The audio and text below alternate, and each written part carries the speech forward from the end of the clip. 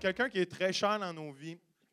Moi, Anna et plusieurs. Et encore plus, le fun, c'est que vraiment, moi et Gaétan, dans notre vie adulte, dernièrement, on a pu se rapprocher un peu avec Jacinthe, son épouse, parce qu'on fait partie d'un groupe, ou qu'on a commencé un groupe de pasteurs qui veut prier juste pour le réveil dans la province du Québec. On se rencontre même demain, on se rencontre et on prie ensemble, on cherche la face de Dieu. Et on a vraiment ce même cœur d'unir les églises, d'unir les mêmes pasteurs qui brûlent pour la même chose, pour le miraculeux, pour l'œuvre de Dieu dans la province. Et Dieu est vraiment en train de faire quelque chose d'extraordinaire. Ce pas des choses que je pense souvent, mais c'est quelque chose de merveilleux. Et c'est vraiment un privilège, un honneur pour moi de 25, peut-être 30 ans plus tard, de côtoyer celui qui a vraiment eu un impact dans ma jeunesse, dans ma vie. Alors ça, juste pour vous encourager, c'est qu'il y a beaucoup de profs d'école dimanche, l'autre bord, mais il y en a beaucoup ici. Vous ne savez jamais quel impact vous allez avoir dans la vie d'un jeune. Moi, je me rappelle toutes de mes professeurs. La première, c'était une femme. J'ai tombé en amour avec elle à l'âge de 5 ans. Et parce qu'elle prenait soin de moi. Wouhou! Et là, il y a eu Gaétan qui m'a mis dans les pièces de théâtre. Et il y a eu Gaétan aussi qui m'a appris à avoir des muscles en tenant des oreillers. Et je suis resté dans la jeunesse. Et ma vie est restée au Seigneur. Je n'ai pas été parfait nécessairement, mais on ne sait jamais quelle petite phrase va mettre un impact dans la vie de quelqu'un et va juste l'attirer vers Jésus, le garder à Jésus. Alors, ne dédaignez pas, aucune fois que vous faites un high five à un petit jeune, ne dédaignez pas à chaque fois que vous venez à jeunesse vous investir, ne dédaignez pas à chaque fois que vous manquez un super long message à Pasteur Joël et que vous êtes l'autre bord en gardant des enfants parce que vous êtes peut-être en train de sauver un âme et d'impacter un jeune pour le reste de sa vie. All right? Amen. Alors, sur ce, est-ce qu'on peut l'accueillir, mesdames et messieurs, Gaétan et son épouse, Jacinthe? Wouhou! Hey. Amen. On appelle ça le supplice de l'oreiller. Pour ceux qui veulent le nom, et c'est très simple. Tu mets les deux bras devant et on dépose doucement un oreiller, délicatement. OK. Gloire à Dieu. Hey, vous êtes beau, mais je suis obligé. Ah, là, je vous vois. OK, vous êtes là. Cool. OK. Jacinthe m'accompagne ce matin. Gaétan Gaucher. J'ai été missionnaire avec Jacinthe pendant 15 ans. En Côte d'Ivoire et au Sénégal. On est revenu en 2010. Je suis pasteur de l'Assemblée du Plein Évangile à Ville-la-Salle à côté. Et effectivement, la mission est toujours dans notre cœur. Les gens nous posent souvent la question. On ne croit pas nécessairement que c'est terminé. On a toujours un cœur pour la mission. C'est entre les mains de Dieu. Dieu va nous diriger au temps opportun.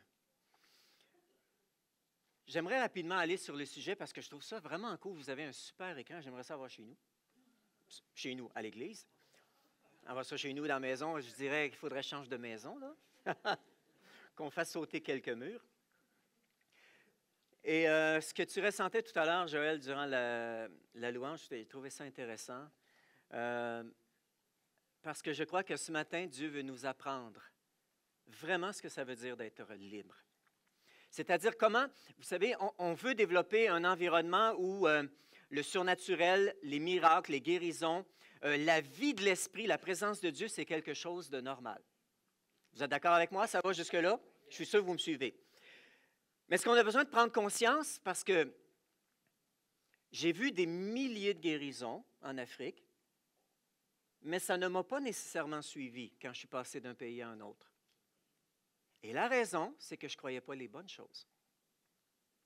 Et très souvent, si dans un environnement quelconque qui est propice à la présence de Dieu, tu ressens la présence de Dieu et tu es béni, et que tu te retrouves dans un autre environnement qui est différent et il n'y a plus rien qui se passe, on a à se poser une question. Tu as à te poser une question. Et j'aimerais comparer ça, la vie de l'esprit, la présence de Dieu, on peut passer à la deuxième diapo, à un iceberg. La vie de l'esprit, la présence de Dieu, les prodigues, les miracles, la guérison, sont la partie apparente et extraordinairement belle des glaciers. Mais on oublie souvent que cette partie repose sur une partie invisible du glacier. Et pour en avoir une idée, si tu fais un autre clic, on a une petite idée. C'est une autre image, ce n'est pas le même glacier, mais 90 % de la masse d'un glacier est en dessous de l'eau. 10 % est apparent. Et trop souvent, on porte nos yeux sur ce qui est apparent, au niveau de l'œuvre du Saint-Esprit, de l'œuvre de Dieu, et on néglige le plus important. les miracles, les signes, les prodiges, en réalité, s'appuient sur ce 90 % qui est invisible de l'œuvre de Dieu dans ma vie, dans mon cœur. Parce que, regarde, si je coupe le glacier à la partie qui est vis-à-vis le niveau de l'eau, qu'est-ce qui va se passer? Il va redescendre, 90 % du glacier va se retrouver encore en dessous de l'eau et on va avoir juste une petite crête, le 10 % du glacier. Le glacier repose sur une base qui flotte dans l'eau, mais qui représente 90 % de sa masse. Alors, comment être plein de confiance et avoir la certitude que Dieu veut me bénir, renverser les situations impossibles, apporter la guérison, la restauration, la délivrance? J'ai besoin de vivre ce que j'appelle, moi, la réalité invisible de la nouvelle alliance. Est-ce qu'on est réellement libre? Pour vivre cette réalité, on a besoin que notre relation avec Dieu soit sur les bonnes bases, sur la bonne fondation. Et ce n'est pas toujours des choses qui sont apparentes, parce que souvent on regarde aux choses, on aime les choses apparentes. Si on passe à la diapo suivante, juste avant de lire le verset, vous savez, quand on regarde aux apparences, on se dit, OK, Pasteur Joël, vraiment, il est plein d'entrain et tout. Hey, c'est le fun, il nous parle du réveil. Et tu regardes Pasteur Joël comme étant, OK, c'est ça. Et là, tu te dis, ben oui, mais écoute, attends un petit peu, je ne suis pas comme Joël, moi. Ou bien comme Émilie. Tu regardes Émilie, tu dis, wow, elle est pleine de vie, il n'y a rien qui la dérange. Puis tu te dis, ben moi, je ne suis pas comme ça. Parce que ce que tu regardes, c'est seulement l'extérieur. La manifestation extérieure de ce que Dieu a accompli dans sa vie, dans la vie de Joël, de Anna, d'Émilie ou de d'autres personnes. Et souvent, ça devient une barrière, un barrage, parce que je dis, je ne suis pas comme eux. Moi, je suis gêné, je suis timide, je ne sais pas parler, et ainsi de suite. Et ça met un blocage à quelque part. Galates 5, 21, c'est pour la liberté que Christ nous a affranchis. Tenez donc ferme dans cette liberté et ne vous placez pas à nouveau sous la contrainte de l'esclavage. Ici, il y a une vérité vraiment importante. Ça dit, c'est pour la liberté que Christ nous a affranchis. Et la vérité, c'est de tenir ferme pour rester dans cette liberté. Tenir ferme pour rester libre et ne pas revenir à un esclavage quelconque. Jésus est mort sur la croix. Ce n'est pas pour que je passe le restant de ma vie dans la crainte, dans la honte ou dans la culpabilité. Jésus n'est pas mort sur la croix pour ça. Si je regarde ma vie et je dis, il y a encore des choses, il y a un malaise encore intérieur, il y a encore des choses qui me font mal. Bien, Jésus n'est pas mort sur la croix pour que ça reste là. C'est ça la réalité. Ça fait partie peut-être de l'aspect qu'on voyait tout à l'heure invisible du glacier. Alors, s'il y a encore des prisons qui me retiennent captif, elles n'ont aucun droit de me retenir, elles sont illégales. Parce que Christ a tout accompli ce qu'il fallait. Christ, ce matin, a ouvert toutes les portes. Ce matin, Christ a ouvert toutes les portes. Tu peux sortir. Tu n'as pas besoin de rester captif de quoi que ce soit. Christ t'a affranchi complètement. Et l'apôtre Paul dit, c'est pour la liberté que Christ t'a affranchi. Une liberté complète. Et trop souvent dans le passé, on dit, oh, fais attention, la liberté, oh oui, mais il ne faut pas pécher. On va y revenir ça. Jésus a ouvert toutes les portes. Moi, je ne veux pas de rupture de stock. Dans ma vie, je ne veux pas ce que je pourrais appeler de promesses pour plus tard, surtout ce que Christ a déjà accompli. C'est maintenant, c'est disponible maintenant. Trop souvent, on s'est dit, c'est trop beau pour être vrai, ça doit être pour plus tard.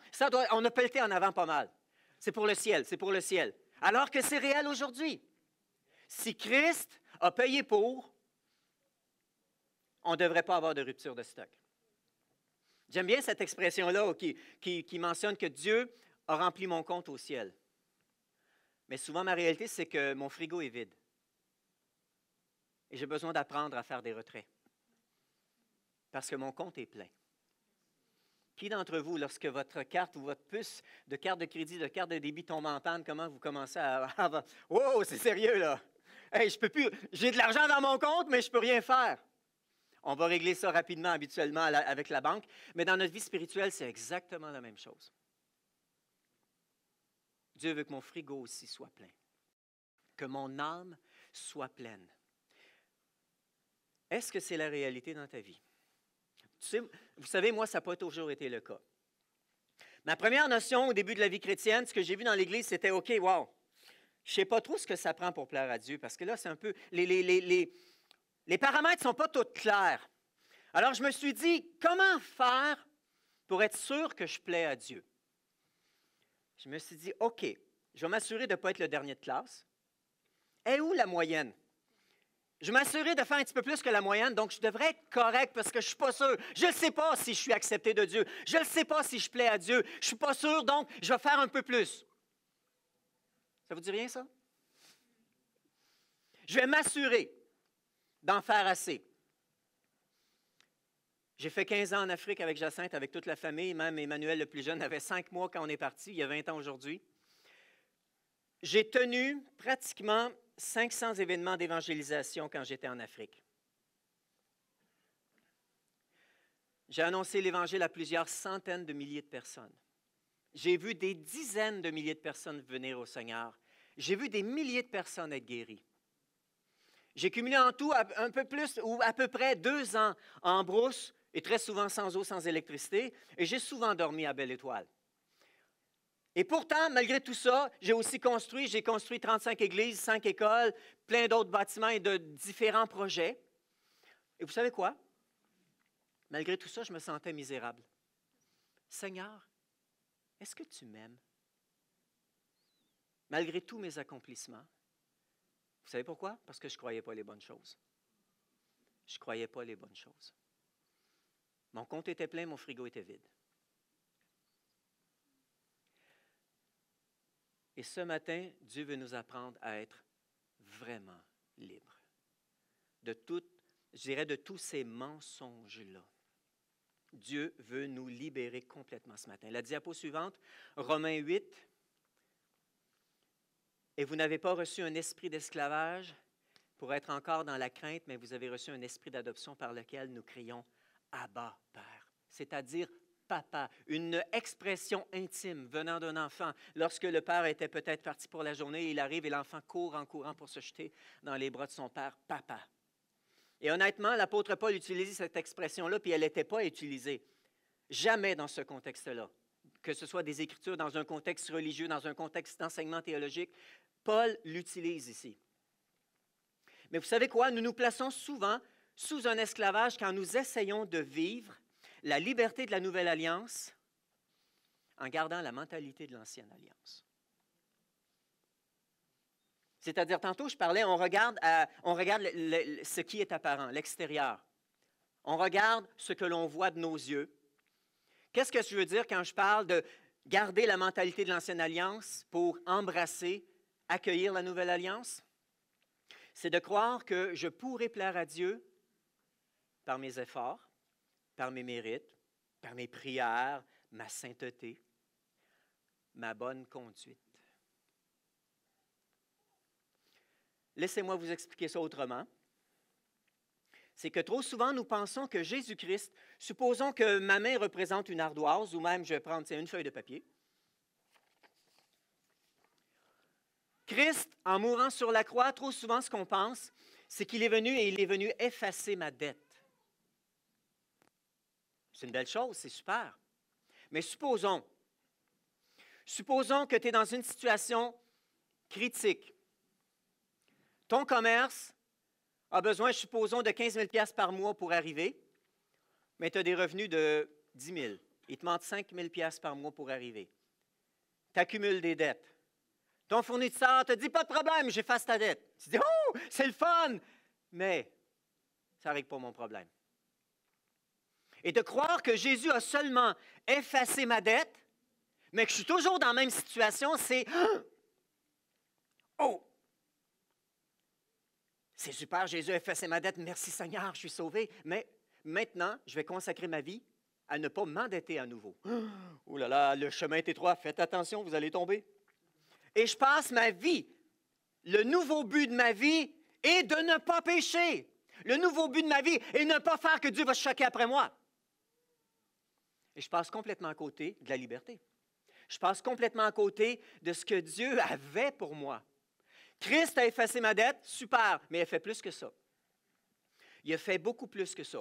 Le nouveau but de ma vie, ce n'est pas seulement de ne pas me réendetter à nouveau. Et vous savez, j'ai marché dans cette compréhension pendant des années.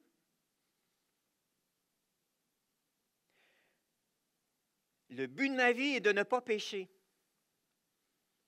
C'est assez bas comme objectif. Le but de ma vie n'est pas d'apporter le royaume de Dieu. Le but de ma vie n'est pas de prier pour les malades, de voir les malades être guéris, de voir les gens être restaurés. Le but de ma vie est de ne pas pécher. Je sais que vous ne croyez pas ça, mais juste au cas. Vous savez ce qu'on a oublié? On a oublié qu'on est accepté. Je suis déjà accepté. Dieu m'aime déjà. Et la valeur que j'ai, Christ a pris ma place. C'est la valeur que j'ai. Christ m'aime déjà, je suis accepté. On a oublié que je suis déjà accepté, que je suis une nouvelle créature. Les choses anciennes sont passées, voici toutes choses sont devenues nouvelles. L'apôtre Paul dit qu'il m'a transporté dans le royaume de son Fils bien-aimé. L'apôtre Paul dit que Dieu, dans son amour, non seulement il m'a transporté dans le royaume de son Fils bien-aimé, il m'a adopté comme son fils, sa fille bien-aimée. J'ai une nouvelle réalité, j'ai une nouvelle position, j'ai une nouvelle identité. Maintenant, Dieu dit, vas-y, réjouis-toi dans ce que je t'ai apporté. Réjouis-toi dans ce que j'ai acquis pour toi maintenant. Sois libre. Et c'est la raison pour laquelle l'apôtre Paul dit, c'est pour la liberté que Christ a affranchi. Fais attention de ne pas perdre cette liberté-là. À travers peut-être croire les mauvaises choses, croire des mensonges. Vous savez, les disciplines chrétiennes, comme on les appelle, prier, lire la Bible, louer le Seigneur, on ne les fait pas pour plaire à Dieu, on lui plaît déjà. On les fait pour valoriser notre relation avec lui. Et de dire, Seigneur, je veux qu'il n'y ait rien entre moi et toi, parce que c'est trop bon d'être dans ta présence. C'est trop bon de recevoir de toi. C'est trop bon d'être aimé de ta part. Seigneur, je veux absolument rien entre moi et toi. Et donc, le péché, c'est, hey, dehors! Dégage, je ne veux pas te voir ici, parce que c'est trop bon, ma relation avec Dieu. Mon but est ma relation avec Dieu. Mon but est de me réjouir dans la présence de Dieu comme un fils et une fille bien-aimés. Mon but n'est pas de dire, oh, le but de ma vie, c'est de ne plus pécher. Je me souviens, le lendemain que je suis devenu chrétien. Wow! Ou le surlendemain. J'acceptais le Seigneur, ce n'était même pas dans une église. Je ne savais pas qu'une église, ça existe. Une église évangélique où on enseigne la parole de Dieu. Mais 2 jours plus tard, j'ai réalisé que j'ai péché. Et je me souviens, la catastrophe que je réalisais pour moi, c'était, qu'est-ce que j'ai fait là? Jésus-Christ est mort pour moi, il a tout réglé, puis je pêche à nouveau. Je suis bien. Mettez les mots que vous êtes habitués de vous dire. Qu'est-ce que j'ai fait là? J'ai tout scrappé! Et je pensais que c'était fini. Jusqu'à ce que quelqu'un m'apporte un verset. Si nous avons péché, nous avons un avocat auprès du Père, Jésus-Christ le juste, qui est lui-même justice. Et vous savez, le terme est vraiment fort. Dans le grec, littéralement, ça veut dire que dès que Jésus arrive, Dieu voit, c'est justice qu'il voit. Jésus n'a même pas à dire un mot. Jésus n'a pas à négocier avec son Père, s'il te plaît, papa, pardonne-lui, écoute, il n'a pas fait exprès. C'est même pas ça. Lorsque Dieu voit Christ, il voit la justice accomplie, il voit qu'il n'y a plus aucune raison de punir le péché. OK, on avance. Diapo suivante. Eh, wow! 3 Jean 1, 2. Je suis à bonne place? Oui. Bien-aimé, je souhaite que tu prospères à tous égards et sois en bonne santé comme prospère l'état de ton âme. Wow! Jean nous invite à prospérer et littéralement ce qu'il dit, c'est écoute, si ton âme prospère, tout le reste va prospérer. Donc, cherche pas tout le reste. Cherche la prospérité de ton âme. Assure-toi que ton âme grandisse, que ton âme s'épanouisse, que ton âme est vraiment libre. Et si on regarde, on fait un autre clic, le 2e verset en bas de la même diapo, ça nous dit, « Je suis venu afin que les brebis aient la vie et qu'elle l'ait en abondance. » Vous savez, développer une âme prospère, c'est regarder aux possibilités au lieu de regarder, je dirais, à ce qui manque, aux limitations, pour être capable de saisir la pleine réalité de la vie que Dieu nous donne. La vie abondante va toujours commencer, je dirais, de l'intérieur, puis va se refléter à l'extérieur. Et c'est pour ça que Jésus a dit, c'est du cœur de l'homme que viennent tous les différents aspects qu'on voit dans nos vies, ça vient du cœur. Et ça se répercute, ça se manifeste extérieurement dans notre vie. Comment est-ce qu'on développe? Comment est-ce qu'on apprend à être libre? Comment est-ce qu'on développe ici, si je prends le contexte de Jean, une mentalité prospère? Comment être réellement libre? Je dirais, moi, c'est de lutter avec la vérité de qui Dieu est, la vérité de qui je suis. Lutter avec ces vérités-là jusqu'à ce que ça devienne quelque chose d'acquis. C'est-à-dire, pas une vérité souhaitée, pas quelque chose que je souhaite croire, mais quelque chose que je sais qui est établi là comme une fondation de ma vie, une fondation de mes pensées. Je le sais, c'est simplement acquis. Je suis venu afin que les brebis aient la vie et qu'elle l'ait en abondance. Wow! Vous savez, pour avoir la vie en abondance, et c'est intéressant parce que dans la version Amplified Bible, ça parle d'une vie qui est tellement pleine qu'elle déborde. Dans la version, le message en anglais, ça dit littéralement une vie qui dépasse ce qu'on aurait pu imaginer. Ça dépasse ce qu'on peut même imaginer, ce genre de vie-là. Mais pour avoir la vie abondante, il faut quitter la vie actuelle. Il faut quitter ta position actuelle si tu veux la vie abondante.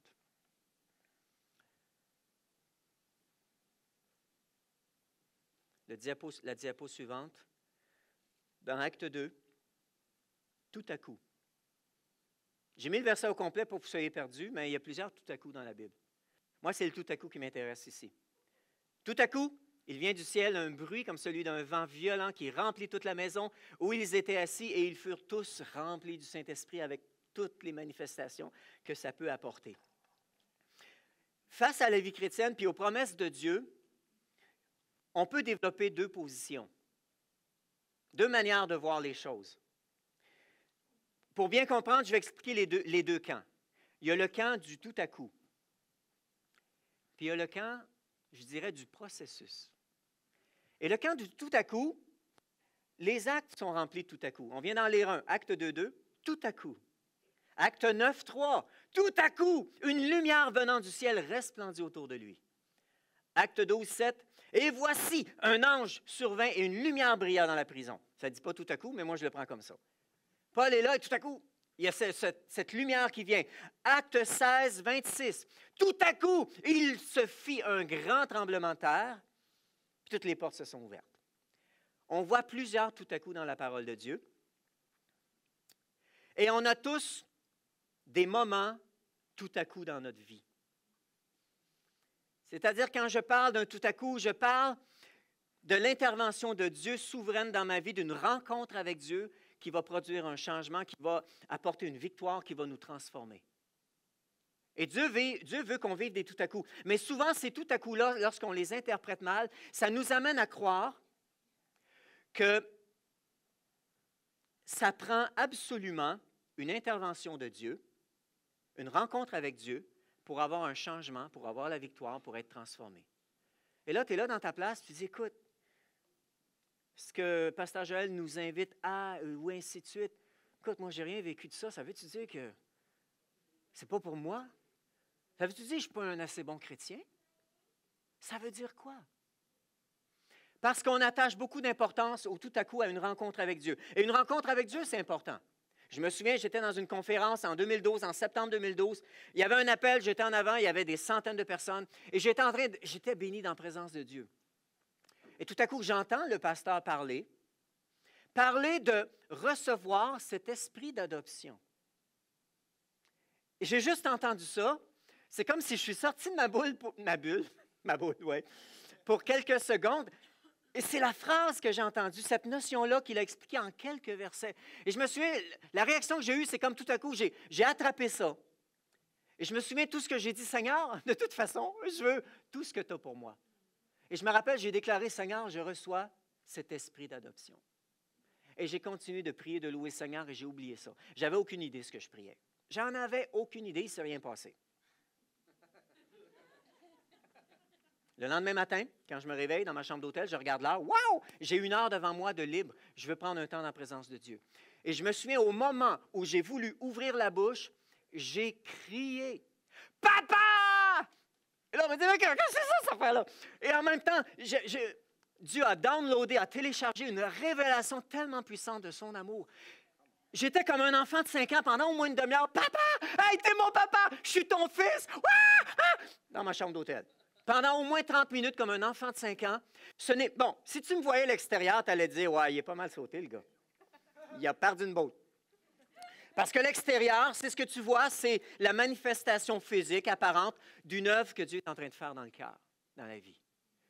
Mais je me souviens de la puissance de cette révélation. Tellement puissante.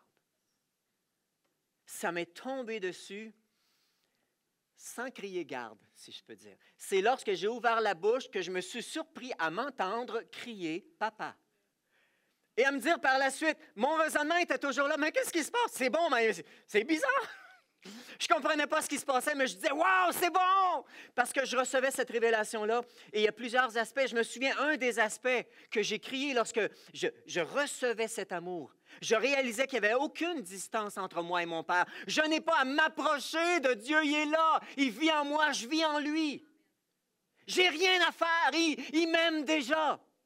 Rien d'autre à faire. Et je recevais cet amour-là. Et je me souviens, je me suis écrié, je ne sais pas à quelle distance dans ce moment-là, mais je me suis écrié « Ouch! » Ça veut dire que j'étais, pendant 30 ans de ma vie chrétienne, orphelin. J'avais aucune idée de ce qui se passait, aucune idée de ce que j'étais en train de vivre, mais c'était bon. Et je me souviens à la fin, je me suis dit « Seigneur, conduis-moi vers quelqu'un qui va m'expliquer. » Et je me suis ressaisi, non, Seigneur, explique-moi ce qui m'arrive. Et doucement, le Saint-Esprit m'a conduit dans ces passages-là de Romains, entre autres, et de Galates, sur cet esprit-là, que le Saint-Esprit, un de son rôle, est de me révéler que je suis réellement adopté. Me placer dans cette position de fils où je me réjouis librement, pleinement de ma relation avec mon papa. Oui, c'était un tout à coup vraiment particulier. Ça m'a beaucoup touché. Wow! Ça a changé autant que lorsque je suis devenu chrétien. Ça m'a amené une nouvelle ouverture, une nouvelle révélation à qui était mon papa, mon Père céleste. Mais si on est un adepte du tout à coup, ça peut poser problème. Lorsque Dieu tarde à se manifester, tu vois plein de gens qui ont été touchés, puis tu te dis « Ah, je suis là! » Puis on dirait qu'il ne se passe rien. Quelle est la pensée qui commence à entrer dans ton esprit? Un problème avec moi. Il y a sûrement un problème avec moi. Qu'est-ce que je fais de travers? Dieu ne doit pas m'aimer, moi, autant que les autres. Et on commence à s'imaginer toutes sortes de choses. Quand Dieu semble tarder, ne rien faire, on perd espoir parce qu'on n'a aucun moyen de forcer Dieu à intervenir. Et ça pose problème. Le résultat, j'avais une femme, il y a une couple de mois dans mon bureau, qui criait « Dieu, il ne fait rien! Il ne m'aime pas! » Ce n'était pas une dame qui nous visitait régulièrement à l'église, mais c'était exactement la réaction dans laquelle elle était. S'il ne se passe rien dans ma vie, c'est que Dieu ne m'aime pas, Dieu doit tout faire. Si on devient adepte du tout à coup, on pense que tout repose sur la présence de Dieu, sur ce que Dieu va faire. Je ne dois pas négliger ça parce que c'est vraiment important, ça nous fait du bien. Mais il y a aussi une autre position qui est importante qu'on ne doit pas négliger, c'est le camp du processus. Le processus par lequel tu dois passer, on peut passer à la diapo suivante, Romains 12, 2. Ne vous conformez pas au monde actuel, mais soyez transformés par le renouvellement de l'intelligence. C'est-à-dire, le processus, le renouvellement de l'intelligence. Si on croit encore là, celui qui se cantonne dans la position du processus risque de se décourager aussi. Parce que si on croit que c'est entièrement notre responsabilité d'être transformé, on peut rapidement se décourager, perdre espoir quand la transformation ne semble pas venir. On se sent incapable, impuissant, puis on pense qu'on doit être né pour un petit pain. Et on gobe le mensonge de l'ennemi que c'est comme ça que Dieu m'a créé. Dieu m'a créé timide, gêné, réservé, renfermé, et ainsi de suite. Dieu m'a créé anxieux, anxieuse. Dieu m'a créé dépressif, dépressive, et ainsi de suite. Dieu m'a créé toutes sortes de choses. Et on gobe le mensonge de l'ennemi. On a besoin de marier les deux. L'apôtre Paul nous parle d'un processus, puis on voit dans plein d'endroits où la Bible dit « tout à coup, boum ». Et moi, j'ai réfléchi à ce tout à coup que j'ai eu en septembre 2012 et je me suis aperçu qu'il y a eu un tout à coup parce qu'il y avait eu un processus auparavant qui s'est enclenché dans ma vie. Et une des raisons pour laquelle je suis revenu du champ missionnaire, c'était qu'il y a des choses sur lesquelles je n'arrivais pas à avoir la victoire à cause du contexte, difficulté d'avoir accès aux ressources et tout. J'ai dit, Seigneur, je me fais violence, j'aime l'Afrique, mais je veux revenir parce que je veux être ressourcé, je veux plus de toi. Et c'était un des objectifs, ce n'était pas le seul. On voulait réunir la famille, il y avait plusieurs autres objectifs, mais c'est un objectif très clair dans mon cœur. Et Dieu a commencé à me ressourcer en 2011, lors d'une rencontre pastorale. Et quand j'ai expliqué ça à un collègue, Dieu a vraiment m'a touché mon cœur dans un autre tout à coup. Que quand j'en ai parlé à un collègue, il m'a dit « Ah, c'est pour ça que tu étais si joyeux. » Je dis « Quoi? Ah, ben oui, tu avais l'air pas mal joyeux à la fin de la conférence. » Oui, Dieu m'avait visité, Dieu avait apporté une guérison dans mon cœur. On a un exemple intéressant du processus. Joseph. Joseph, Dieu lui montre clairement la destinée qu'il lui réserve. Régner. Joseph dit, écoute, j'ai vu la lune, les étoiles se prosterner. J'ai vu, c'était quoi l'autre rêve? C'était-tu, je me souviens. Les gerbes de blé se prosterner devant moi. Et quand il compte ça à ses frères, à son père, on le chicane. Pour qui tu te prends? Et qu'est-ce qui s'est passé? Il y a cette révélation et c'est Dieu qui lui donne cette révélation. Suite à cette révélation, il devient esclave. Avant, il est jeté dans un puits pour être tué. On change d'idée. Il devient esclave. Ensuite, il devient prisonnier. Ensuite, il devient un prisonnier oublié. Parce que quand le panetier et les chansons du roi sont là, Joseph interprète les rêves et il dit quoi? « Hey, man, oublie-moi pas quand tu vas sortir. » Et il l'a oublié. Il se passe encore une couple d'années. Et puis finalement, en une journée, Joseph passe de prisonnier oublié à deuxième. Le premier après Pharaon dans ce pays-là immense. En une journée. Il s'est passé 13 ans entre le moment où Dieu lui révèle sa destinée et où il voit qu'il devient ce deuxième en position sur toute l'Égypte. Il aurait pu se dire quand c'est arrivé, coudonc, j'ai perdu 13 ans de ma vie, qu'est-ce que j'ai fait? Ou bien, il aurait pu essayer pendant 13 ans, essayer de devenir le deuxième en Égypte. Pensez-vous que ça allait marcher? Non, absolument pas. Ça n'allait pas marcher non plus. Si on regarde la diapo suivante, alors comment on apprend à être libre? Pas la diapo suivante, mais le verset suivant, je veux dire. Ici, dans Hébreu, vous avez besoin de persévérance afin qu'après avoir accompli la volonté de Dieu, vous obteniez ce qui vous est promis. Ici, j'ai coupé la première moitié du verset à cause qu'il manque d'espace. Mais la première moitié, c'est « perdez pas votre assurance ». Parce que cette assurance-là, il y a une grande récompense qui est attachée à ça. Et ça continue en disant « Vous avez besoin de persévérance afin qu'après avoir accompli la volonté de Dieu, vous obteniez ce qui vous est promis. » Il y a des choses qui vous sont promis et c'est seulement à travers la persévérance que vous allez avoir ces choses-là. En persévérant, en disant, je continue, j'entame un processus, Seigneur, je veux que tu renouvelles mon intelligence, je veux que tu me changes, je veux avoir plus de toi, Seigneur, je veux plus. Comment donc est-ce qu'on apprend à être libre? On va regarder ça rapidement. Ici, il y a un verset qui est vraiment intéressant. Et comme il nous manque de temps, on va le sauter. Il y a des choses plus importantes que je vais vous dire. Mais c'était tellement bon que je vous le conterai la prochaine fois. 5 vérités à comprendre et à assimiler dans ma vie qui vont m'apprendre à être vraiment libre. La première vérité. Ici, le verset nous dit « Le voleur ne vient que pour voler, égorger et détruire. Moi, je suis venu afin que les brebis aient la vie et qu'elle l'ait en abondance. » Dans le message, c'est une vie bien meilleure qu'on n'aurait jamais imaginée. Amplified Version, c'est tellement pleine qu'elle déborde. Ce genre de vie-là, est-ce que c'est ce que tu vois dans ta vie présentement? Une vie débordante, remplie. Pour plusieurs, on a de la misère à croire ce verset-là. Et ici, on ne parle pas d'argent, on ne parle pas d'abondance matérielle, mais dans tous les sens du mot. Si tu veux vivre la vie abondante, être réellement libre, tu dois le vouloir au point de ne pas te préoccuper du prix à payer. Personnellement, je me souviens quelque part en 2012, il y a eu un point charnière dans ma vie. J'ai lu beaucoup de livres, j'ai lu beaucoup de biographies des hommes de Dieu du passé, ça m'a beaucoup touché. Puis je suis arrivé à un point où j'ai vu qu'ils ont compris certains principes tellement simples de la parole, ils les ont mis en application et ils ont vu le royaume autour d'eux. Et je me souviens, je me suis dit, Seigneur, c'est ce que je veux. Et je me souviens d'avoir dit à Dieu, Seigneur, je te veux tout, je veux tout de toi. Seigneur, je suis prêt à perdre ma réputation. Seigneur, je suis prêt à perdre mon pastorat. Seigneur, je suis prêt à ce que les gens me disent, il est malade, il est fou, il est tombé sur la tête, il est capoté. Je suis prêt à perdre ces choses-là si toi, je peux te gagner. Je veux considérer, je veux valoriser que Seigneur, ce que tu as acquis pour moi, ça a beaucoup plus de valeur. Comme ce trésor caché dans le champ. Le gars va vendre tout ce qu'il possède avec le sourire pour aller acheter un champ. Et j'imagine le propriétaire du champ en train de vendre son champ et en train de se dire, j'ai l'impression que je me fais avoir, moi, là.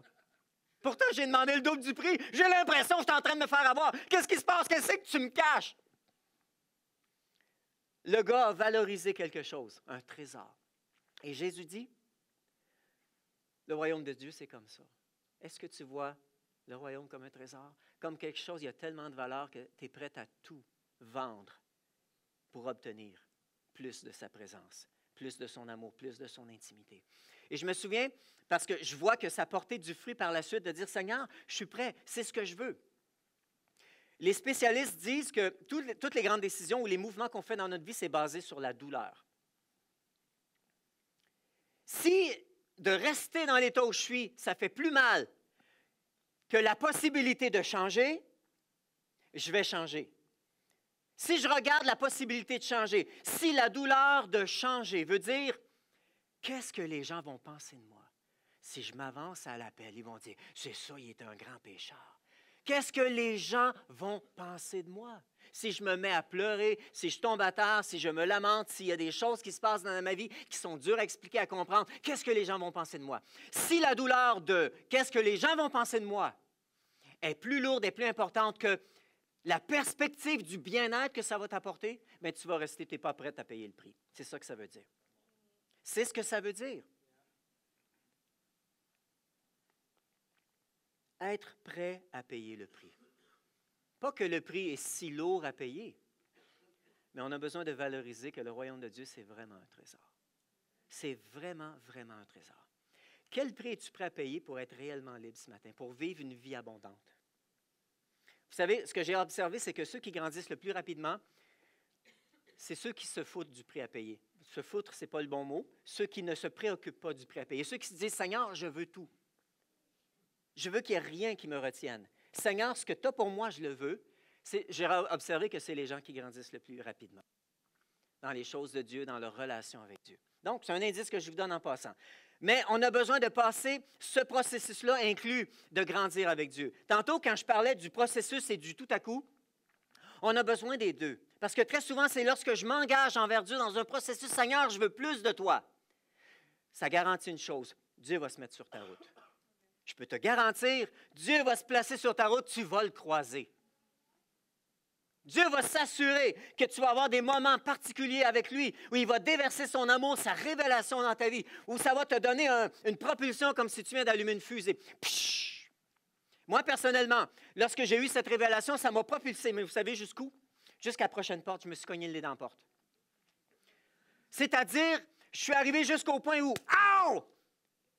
Il y a quelque chose encore dans ma vie. Je pensais qu'une rencontre avec Dieu, tout était réglé. J'étais une nouvelle personne. Ouh! Et là, je m'aperçois que non, il y a encore des choses douloureuses dans ma vie. Et vous savez ce que j'ai réalisé? C'est que ce temps avec Dieu m'a amené beaucoup plus loin. Auparavant, vous savez, présentement, je suis ici dans la pièce. On peut fermer les portes, on peut les barrer.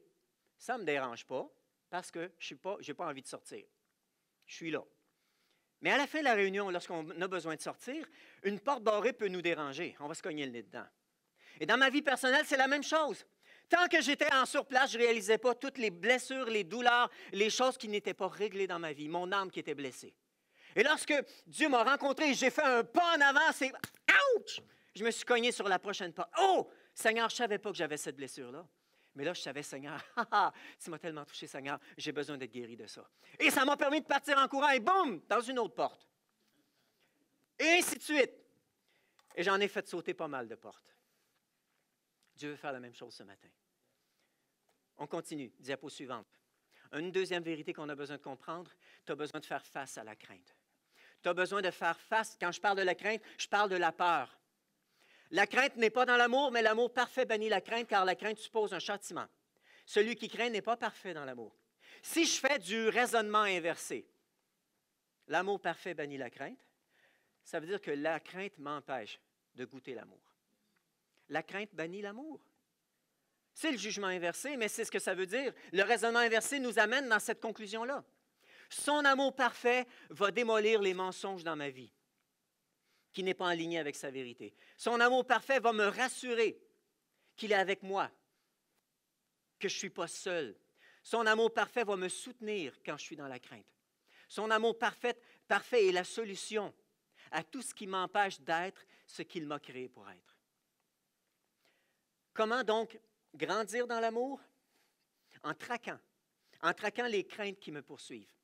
Vous savez, ici en Occident, notre arrière-plan, c'est de fuir la douleur, de fuir la crainte. Et je vais y revenir un peu plus tout à l'heure. Mais on a besoin, derrière chaque crainte, je veux vous dire quelque chose, derrière chaque crainte, chaque sujet de honte, de culpabilité qui est dans ta vie, se cache un mensonge qui doit être débusqué et renversé par la vérité. Je me souviens, en 2012, on lançait la semaine de prière. C'était le dimanche soir. La réunion était à 6 heures. J'étais 5 heures dans mon bureau, en train de finir de me préparer. C'est comme ça, les pasteurs.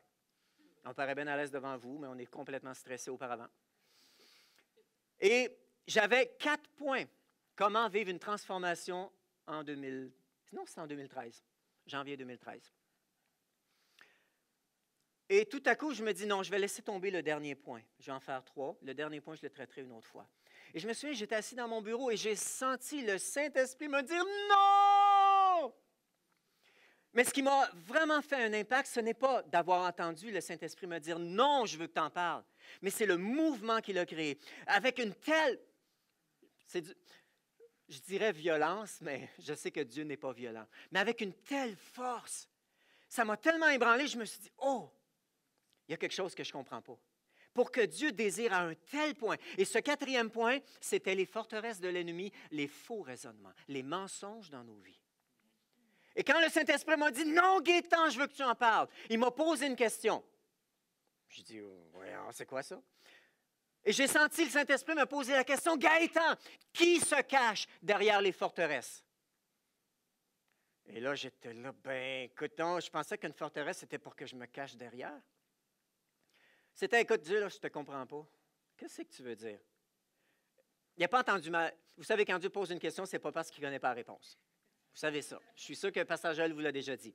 Et tout de suite, le Saint-Esprit me répond, Gaétan, c'est l'ennemi qui se cache derrière les forteresses. Et là, j'ai commencé à me gratter la tête. Je dis, wow, là, il y a quelque chose que je ne comprends pas. Ça a l'air vraiment important à ton cœur, Seigneur. Je vais en parler ce soir, mais Seigneur, là, je vais consacrer les 2 prochains mois à étudier ça. Seigneur, enseigne-moi. J'ai l'impression qu'il y a quelque chose de très, très fort à ton cœur, sur ton cœur qui est là, puis que moi, je passe à côté jusqu'à maintenant. Seigneur, je veux comprendre ton cœur. Et depuis, j'ai compris beaucoup plus. Et honnêtement, c'est l'ennemi qui se cache derrière tous les mensonges que tu crois. C'est l'ennemi qui est le fournisseur premier de tout mensonge que tu crois en réalité. Si tu ne fais pas face à tes craintes, tu vas toujours croire que tu es petit, que tu es insignifiant, que tu es sans puissance. Vous savez, les 12 espions, lorsqu'ils sont allés visiter le pays promis, lorsqu'ils sont revenus, il y en a 10 qui ont fait ce rapport-là. On se voyait comme des sauterelles. Ils n'étaient pas en train de dire, ils nous ont dit qu'on est des sauterelles. Non, nous, on se voyait. C'était eux-mêmes, c'était pas l'ennemi, c'était eux-mêmes qui avaient cru ce mensonge-là. On continue rapidement. 3e décision importante pour voir un changement dans ta vie, c'est faire face à la douleur. Et notre culture occidentale est aussi sur l'évitement de la douleur. et vous en êtes pas, je dirais, absous. Chacun d'entre nous, on a développé plein de comportements. On a développé plein de réactions pour éviter la douleur. Fuyez la douleur en allant magasiner, en dépensant, en voyageant, en allant au resto, en consommant de l'alcool, les drogues, en fumant, en regardant de la pornographie, en faisant l'amour, puis mets tout ce que tu veux. Fuyons la douleur, le malaise. Certains ne peuvent pas rester seuls, ou certains ne peuvent pas être dans un endroit où c'est juste le silence, parce que tout à coup, ils reprennent conscience qu'il y a une douleur qui est là. Si on veut être libre, on a besoin d'apprendre à faire face à la douleur. La douleur dans nos émotions cache toujours un mensonge. C'est là que l'ennemi se cache. Si on passe, on fait un clic pour voir le verset ici, Jean 8 nous dit, il a été meurtrier dès le commencement et ne s'est pas tenu dans la vérité parce qu'il n'a pas de vérité en lui. Lorsqu'il profère ou lorsqu'il parle, c'est le mensonge. Il parle de son propre fond, il est menteur et le père du mensonge. Tant que vous courez pour trouver une compensation au malaise, à la douleur, ça peut être dans les biens matériels, ça peut être dans les activités, ça peut être dans plein de choses. Ça peut être dans la nourriture. J'ai jamais réalisé, tant que je n'ai pas jeûné, comment j'aimais la nourriture. Quelle belle compensation, quelle belle récompense. Mais si j'utilise la nourriture pour calmer une douleur intérieure, un malaise, c'est une compensation. C'est que je suis en train de croire un mensonge. Qu'est-ce qu'il faut faire? Tu fais volte-face. Tu dis, hey, wow, là, arrête de me poursuivre. Pourquoi? Un peu comme David, pourquoi mon âme tu souffres? Qu'est-ce qui se passe? J'ai un malaise. Je me sens mettez ce que vous voulez. Trou du ou bien, qu'importe. Mettez ce que vous voulez si c'est comme ça que vous vous parlez. Pourquoi je me sens dans cet état? D'où vient cette douleur? Quel est le mensonge que je suis en train de croire? Il y a toujours un mensonge qui se cache derrière chaque douleur, chaque sentiment je dirais que je ne me sens pas à la hauteur, de honte, de culpabilité, qu'importe, à quelque part se cache un mensonge. Tu fais face et tu dis, pourquoi tu me poursuis? Pourquoi je souffre intérieurement? Pourquoi je ressens cette honte, ce malaise, cette douleur? Puis je vous dis une chose, parce que le Saint-Esprit est là et présent et vous accompagne dans ce processus-là. Wow, douleur, pourquoi? Pourquoi je me sens encore un moins que rien? Pourquoi j'ai l'impression que Dieu ne m'aime pas? Qu'est-ce que je suis en train de croire? Quel mensonge je suis en train de croire pour me sentir si découragé, me sentir si lourd, me dire non, c'est comme ça que je suis, moi, j'y arriverai jamais? Quel est le mensonge que tu es en train de croire? Parce que ce matin, Dieu veut t'apprendre à être libre, complètement libre. Ça passe par le faire face à la douleur qui est dans ta vie, le malaise qui est dans ta vie. Vous savez, si vous avez fui toute votre vie, la douleur, bien, vous ne vous êtes jamais engagé, je dirais, dans le processus qui apporte la guérison, la restauration et la liberté. Quelques gens, c'est ce qu'ils font, on fuit la douleur constamment. Je ne peux pas m'arrêter, il faut que je fasse quelque chose, il faut que je fasse quelque chose, parce que je ne peux pas m'arrêter. Quand je m'arrête, c'est trop douloureux. Fais face. Dis non, Seigneur, je ne vais pas continuer plus longtemps, je vais arrêter de fuir. Chers amis, on parle énormément d'intimidation depuis 2 ans, ou plus, ou moins. Mais le plus grand intimidateur, c'est l'ennemi, l'accusateur de notre âme. On dit que c'est intolérable dans nos églises, dans nos écoles plutôt, et encore plus dans nos églises, l'intimidation. Et pourtant, pour beaucoup d'entre nous, on est victime d'intimidation. Et on a besoin de s'arrêter, de faire face et de dire, wow, c'est ici que ça s'arrête. Pourquoi je suis en train de souffrir? Seigneur, qu'est-ce qui se passe? C'est quoi le mensonge que je suis en train de croire? Saint-Esprit vient débusquer ce mensonge. Et je vous dis une chose, le Saint-Esprit va vous apporter une lucidité que vous n'avez jamais eue dans votre vie. Le Saint-Esprit va vous le montrer. Parce que vous vous êtes engagé dans ce processus-là de dire, Seigneur, je veux être libre. Seigneur, je veux être restauré. Seigneur, je veux tout ce que tu as pour moi. Et c'est ce qui va arriver, c'est ce qui va se produire. Si on regarde la diapo suivante, est-ce que tu es prêt à faire face au processus? Vous savez, les neurologues ont expliqué que quand tu penses d'une manière, pendant longtemps un schéma de pensée. Je mourrai. Ça devient, toutes tes neurones se connectent ensemble et créent une autoroute de connexion, c'est-à-dire une autoroute par laquelle l'information passe tellement rapidement que lorsque tu es en mode dans la lune, distrait, les pensées automatiques qui te viennent, ce sont ces pensées-là. C'est la manière la plus facile de penser. Et je me souviens, la première fois que j'ai entendu ça, c'était Paul Goulet, en 2011. Et je me souviens d'avoir dit, oh, c'est quoi ça? Je ne prends rien pour du cash, moi. Je vais aller fouiller. Puis c'était vrai. J'ai trouvé de plusieurs sources exactement la même chose. Mais maintenant, si tu as toujours pensé, oh non, moi, non, je ne peux pas sauter comme Émilie, ça ne se peut pas. Moi, je suis trop timide. Je ne peux pas être à l'aise comme Pasteur Joël ou Anna. Ça ne se peut pas, non. Et que tu as cru ce mensonge-là toute ta vie, et ça devient facile. C'est l'équivalent, vous savez, il y a un peu plus de neige ici que chez nous, je ne sais pas pourquoi. Imaginez 5 pieds de neige, de la neige nouvellement tombée, folle. Puis tu dois marcher dans 5 pieds de neige. La première fois, je vais te dire, c'est ardu. Tu ne marcheras pas 10 km en 1 heure. C'est sûr que non. Ça va être extrêmement ardu. Il y a une opposition constante. Mais une fois que tu as marché, que tu es arrivé au bout, tu te dis, oh, ben, c'est le temps de rentrer. Est-ce que tu vas marcher à côté de la piste que tu as tracée? Pas fou. On va marcher dans la même piste et ça devient un peu plus facile.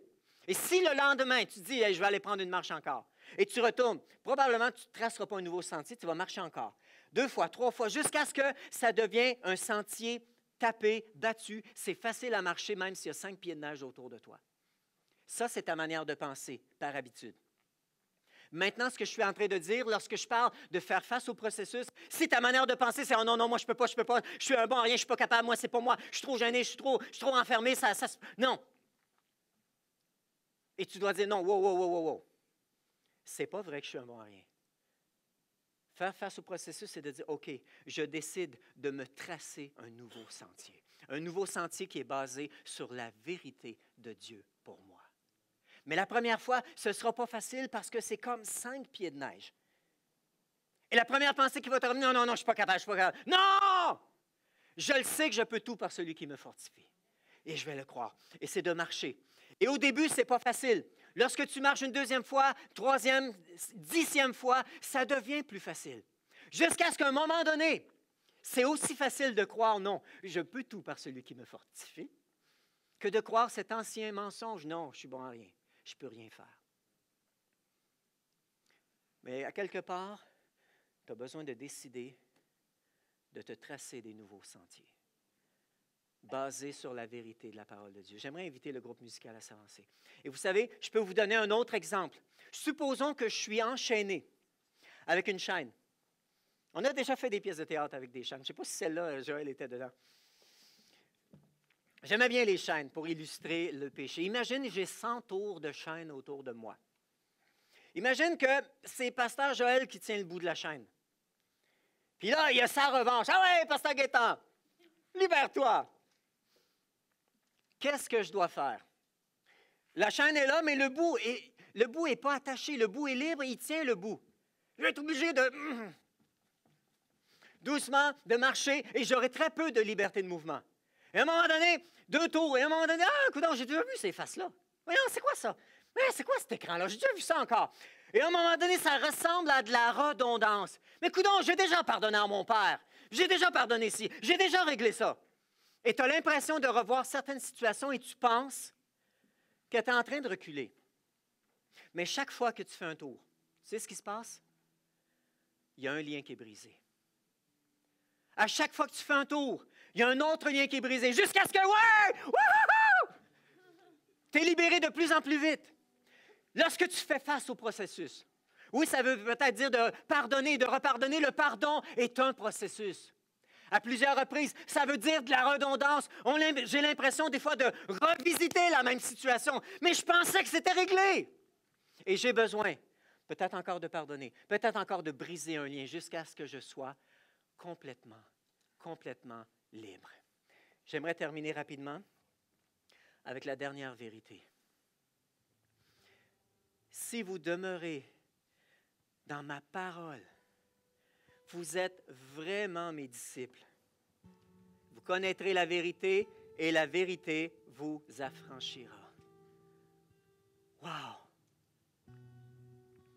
Frères et sœurs, même si présentement ma vie ne s'enligne pas avec les promesses de Dieu, de la vie abondante, je continue à croire et à marcher dans cette direction. Lorsque tu entames ce processus, frères et sœurs, tu es dans la bonne direction. Tu marches sur le bon sentier, puis dans la bonne direction. Peut-être tu n'es pas encore arrivé, c'est pas grave! Dieu est avec toi et Dieu veut te conduire dans ta destinée. C'est ce que Dieu veut faire en réalité. Tu es sur le bon sentier, tu marches dans la bonne direction, puis tu dois avoir une vision de ce qui t'attend. Hey, je le sais que c'est ça. Depuis que j'ai vécu ces choses-là avec le Seigneur, je sais une chose. Ces choses-là, c'est la quête principale du reste de ma vie. J'ai goûté l'amour de Dieu, la présence de Dieu. J'ai goûté comment Dieu m'a libéré de tellement de choses dans ma vie que je le sais que je marche sur le bon sentier. Ah, je ne suis pas arrivé. Peut-être que je suis juste en avant de vous autres. Peut-être on est ensemble même. Je ne sais pas. Mais je le sais que c'est le bon sentier. Je le sais que je marche dans la bonne direction. Et ce matin, si tu regardes seulement l'apparence, tu dis oui, pasteur Gaëtan parle de réveil, pasteur Joël parle de réveil, on en parle ici. Je regarde ça, je me dis, mais c'est pas moi. J'ai pas ce tempérament-là. Je peux pas être pasteur Joël, pasteur Anna, ou bien je peux pas être Émilie, je peux pas être quelqu'un d'autre. C'est pas moi, ça. Mais savais-tu que probablement tu n'es même pas toi-même? Tu n'es pas ce que Dieu t'a créé pour être probablement encore.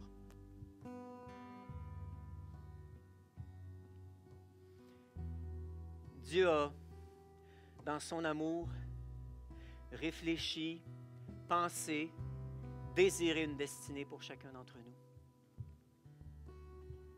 Et le verset que j'ai laissé tomber tout à l'heure dans Ésaïe, littéralement, ça dit que Dieu connaît la fin dès le commencement. Et certainement, ce qu'il a prévu, ça va arriver. Il n'y a rien qui va empêcher ça. Imagine Dieu ce matin vient te voir. Puis il dit, écoute, donne-moi la main. Dieu est allé à la fin de ta vie. Puis il a dit, voici ce que je veux qu'il soit. Glorieux, un fils, une fille, un prince, une princesse dans mon royaume. Créé pour régner. Voici ce que j'ai pour lui. Et Dieu revient tranquillement parce qu'il ne court pas, il n'a pas besoin de courir, et il veut te prendre par la main et te dire, viens, je t'invite à entrer dans ta destinée. Je t'invite à venir et à entrer dans cette destinée ce matin.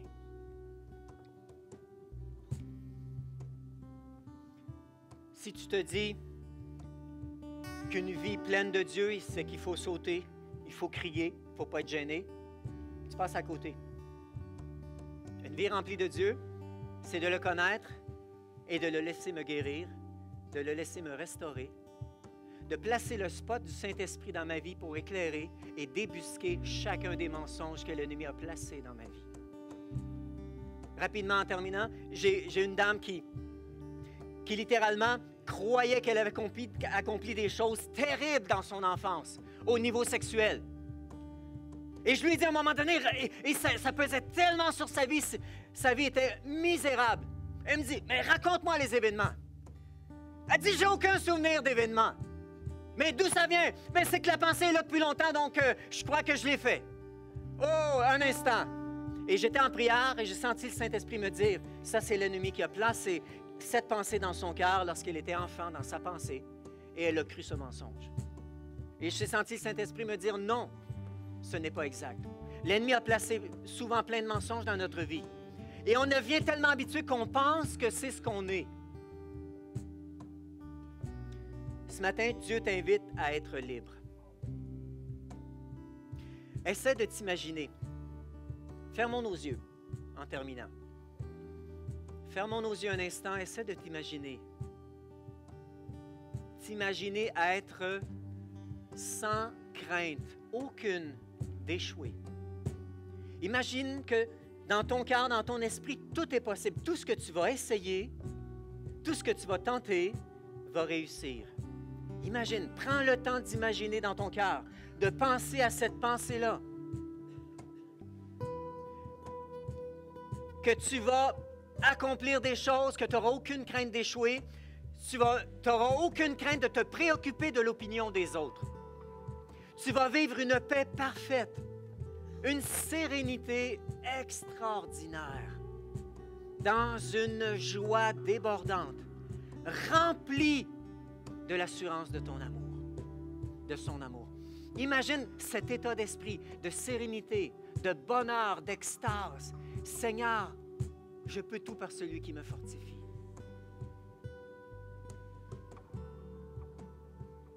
Imagine le courage que ça va produire dans ta vie. Maintenant, on revient à la réalité. Combien d'entre vous, vous pensez que c'est juste une croyance que vous souhaitez? Ce n'est pas encore quelque chose d'accompli. Peut-être que vous venez de revenir à la réalité, puis c'est, ouais, ben écoute, tout ce que tu dis, là, c'est dans le meilleur des mondes. C'est pour toi. C'est ce que Dieu désire pour toi. De vivre cette paix intense, cette joie débordante. Dieu le veut pour toi. Sans avoir aucune crainte de ce que les autres pensent de toi. Sans avoir aucune crainte que, oups, il y a une mèche qui dépasse. Sans avoir aucune crainte, oups, j'ai-tu un ride de trop? Sans avoir aucune crainte, oh, je suis trop gros, je suis trop petit, je suis trop grand, je suis trop mince. Sans avoir aucune pensée négative te concernant. C'est ce que Dieu veut. Ce matin, en terminant, je veux juste te dire une chose. Dieu va accomplir ce qu'il promet. Aucune prison, aucun mensonge ne peut subsister. J'aimerais qu'on ferme les yeux encore un instant, puis je vais terminer avec cela. J'aimerais qu'on garde nos yeux fermés maintenant. Tout à l'heure, je parlais de faire face à la douleur, aux craintes,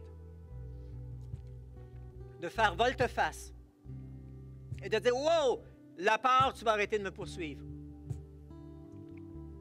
Je sens que plusieurs de vous dites « Tout ce qu'on a entendu parler dans les dernières années, c'est bien beau, mais c'est pas pour moi. C'est pas ma personnalité. C'est pas ce que je suis. Je me vois pas danser, je me vois pas être libre. Je me vois pas chanter, puis tourner en rond, puis danser, puis lever les mains. C'est pas moi, ça. Et tu as cru ce mensonge que ce n'est pas toi. Je te demande un geste de foi. J'aimerais que tu te lèves debout là où tu es, que tu restes à ta place. Je vais pas faire avancer personne. Je veux que tu fasses le premier pas vers ta liberté ce matin. Oui, je le demande à froid comme ça. Mais le Saint-Esprit est ici. Seigneur, je brise maintenant ce mensonge. Je prends autorité contre ce mensonge que je ne pourrai jamais m'en sortir. Seigneur, je brise ce mensonge que je suis fait comme ça. Seigneur, ce matin, je brise ce mensonge que c'est ma personnalité, j'y peux rien. Seigneur, je prends autorité contre ces mensonges de l'ennemi. Maintenant, je les lis dans le nom de Jésus. Saint-Esprit, remplis ce lieu maintenant de ta présence. Saint-Esprit, remplis ce lieu de ta révélation maintenant. Remplis ce lieu, Seigneur, de ta lumière, de ta sagesse. Je sens qu'il y en a encore d'autres. Le Saint-Esprit t'appelle à faire volte-face et à dire, ce matin, je vais faire face à ma douleur, qu'importe ce qu'elle est. Mon but n'est pas de vous mettre en avant. Mon but n'est pas de dévoiler quoi que ce soit. Le Seigneur est gentil. Je ne crois pas qu'il désire le faire. Ce n'est pas son but. Et ce matin, je ne veux pas dévoiler quoi que ce soit. Je ne dirai pas si tu te sens comme ceci, lève-toi et ainsi de suite. Non, celui qui veut faire le premier pas vers la liberté ce matin, simplement de se tenir debout. Oui, je demande un geste. Tu vas premièrement faire face à cette peur ce matin. Qu'est-ce que les gens vont penser de moi? Ce matin, le Saint-Esprit t'invite à valoriser son royaume, valoriser l'œuvre qu'il désire accomplir dans ta vie. Saint-Esprit, maintenant, viens. Peut-être pendant que je prie, si d'autres veulent se lever, faites-le, il n'y a pas de problème. On est ici dans une liberté entière et complète.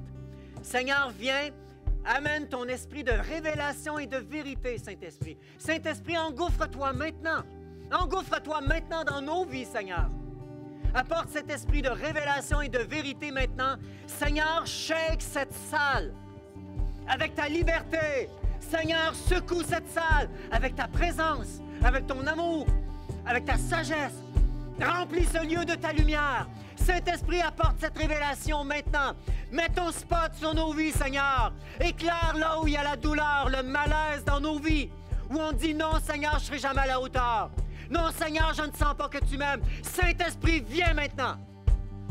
Viens briser l'emprise de ces mensonges dans nos vies maintenant. Saint-Esprit, viens apporter ta lumière. Viens apporter ta liberté. Seigneur, nous voulons faire les premiers pas vers la liberté ce matin. Pour plusieurs, Seigneur, nous avons fait déjà plusieurs pas vers la liberté. Mais Seigneur, tu nous demandes un pas de plus. Et ce matin, Seigneur, nous obéissons. Oui, Seigneur, je vais faire face à toute douleur que je ressens dans mon cœur, dans mon âme. Seigneur, je vais faire face, Seigneur, à tout malaise qui est là et à dire, oh, pourquoi je souffre? Pourquoi j'ai ce malaise? Saint-Esprit, montre-moi le mensonge. Saint-Esprit, déverse cette révélation, Seigneur. Déverse ton esprit d'adoption sur nous ce matin. Seigneur, cette réalisation, Seigneur, que nous sommes tes fils et tes filles, Papa. Seigneur, que nous te plaisons déjà, Papa. Merci, Saint-Esprit. Merci, Saint-Esprit. Je bénis maintenant l'œuvre que tu accomplis dans nos cœurs. Merci, Saint-Esprit, pour l'œuvre que tu accomplis. Merci, Seigneur, pour tous les braves qui se sont levés et qui ont fait demi-tour et qui ont dit « Oh, Père, pourquoi tu me poursuis? » Merci, Saint-Esprit, parce qu'ils te t'ont tendu la main et que tu l'as saisie. Wouhou! Merci pour ta révélation. Merci pour ton amour, Seigneur, et que chacun de nous, nous puissions nous tenir au cœur, au centre de ton amour. Basé, Seigneur, sur ce que tu as accompli. Merci, Papa. Et je te prie dans le nom de Jésus. Merci, Père. Amen. Alléluia, Jésus. Alléluia, Jésus.